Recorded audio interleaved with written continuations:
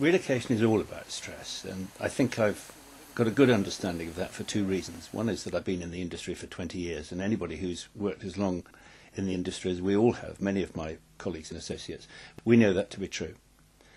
The other reason I know is that for 20 years before I joined the industry, I was an actual assignee, both in Asia, 7 years in Singapore, and 5 years trotting around Africa on short-term assignments.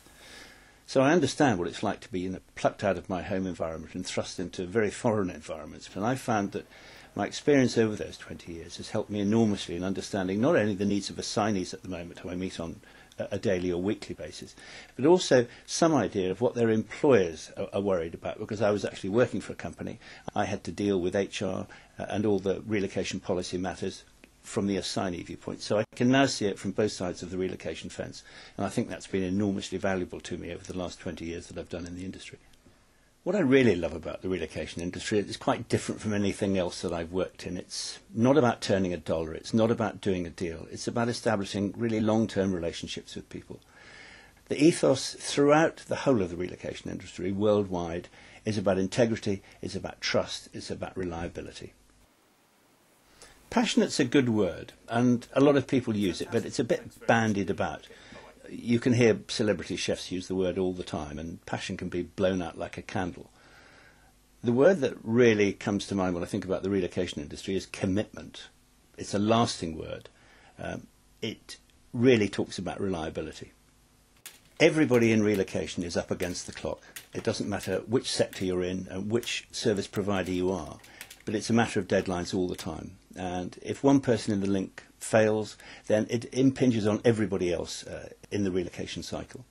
That's why employees need to be reliable. That's why employers need to hire reliable people who do simple things like turn up on time, meet deadlines, don't overpromise and underdeliver. It's an industry where you have to sort of underpromise and overdeliver.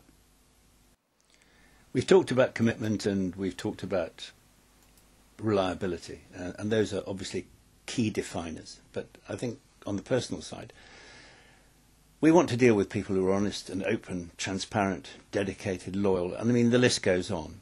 But one word that people really don't think about enough, especially when you're thinking about networking in a social and business community, is really being yourself, being authentic, not afraid of being yourself, but doing so in a way that doesn't step over the boundaries and doesn't offend anybody. I certainly do a huge amount of networking myself, and I think I'm pretty open. And I think I'm known for actually being myself without, again, stepping over that mark. I was at a fantastic conference in Mallorca this year. It was the Euro conference, and one of the keynote speakers told a story about imagination which slightly touched my heart. There was a young child in a nursery school drawing a picture, and the teacher came up behind him and said, "Johnny, what are you drawing?" And he looked up at the teacher and he said, "I'm drawing a picture of God, miss."